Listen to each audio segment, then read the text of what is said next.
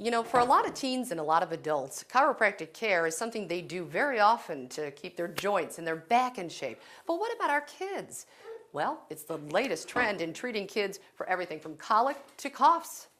Ann Riemann says she was at the end of her patience when her son Thomas was a baby. Chronic ear infections left them with one option: tubes. But she wasn't sold. He was only 15 months old, and the thought of putting him under anesthesia and having tubes put in just wasn't something we were interested in doing. A friend recommended she try chiropractic treatments for Thomas. She says she was skeptical, but was willing to try. I thought it was just a better alternative. At 6.5, Ann says he's not had an ear infection since.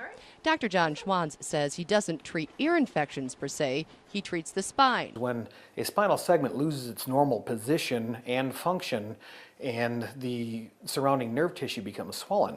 Getting that spinal segment back in alignment, says Dr. Schwanz, clears the pathway the nerve needs to send signals to the brain. The nerves transfer down from the brain through the spinal cord and then out the spinal cord to those organs or tissues. If that is compromised in some way, then the organ or tissue will not work correctly. Works the same, he says, for adults, but when working with children, Dr. Schwanz says he modifies the way he does the adjustments based on the size of the child. I may just use my fingertips.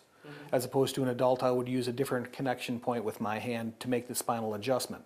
Working on patients just days old to toddlers like 2-year-old Gabriel. His mother Emily has been getting chiropractic treatments since she was 4 and gets them for her son as preventative care. If I know they've had a bad spill or any kind of symptoms of a cold coming on, I just bring them here, and they haven't been on any kind of medication.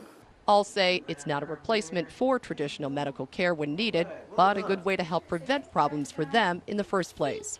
For Medical Breakthroughs, Melissa Veitch, WTOL 11.